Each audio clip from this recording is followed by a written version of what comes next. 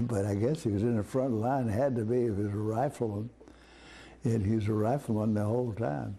98-year-old James Jim Brown has a direct link to the day the Civil War ended. Because there aren't very many of us left, very few, real sons. Brown's dad joined the Confederate Army at age 20 and served as a rifleman on the front lines. He said that he did not hate Union soldiers. Family records say James Henry Harrison Brown served in the 8th Georgia Volunteer Infantry. 8th Georgia suffered the highest casualties of any Confederate unit during the Battle of First Manassas. The 8th Georgia also saw action in 18 major battles, including Gettysburg. And James H.H. Brown was with General Robert E. Lee 145 years ago, the day the South surrendered at Appomattox. He had no resentment that I ever heard against the Northerners.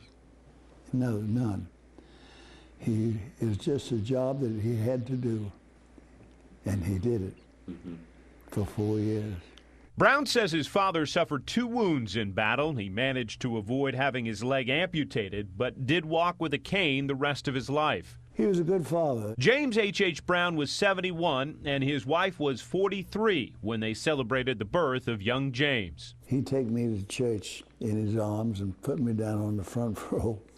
And I, of course, go to sleep. And Brown still recalls a handful of his dad's tales about the Civil War.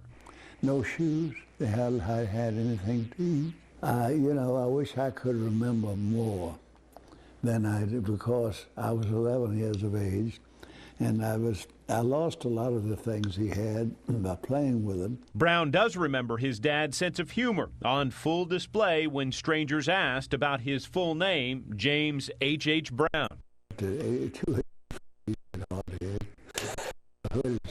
Brown was just 11 years old when his father died in 1923 at age 82. So I remember kneeling right down by his bedside when he was dying, and he said, "Now you be good to your mother." I said, "I will." A Navy veteran himself, Brown is still active. Back in October, he attended a military burial service in Middle Tennessee. It honored the recently uncovered but unknown remains of a Civil War soldier. That had dirt they'd brought from their states in little bags, and they sprinkled this dirt on the casket from each state.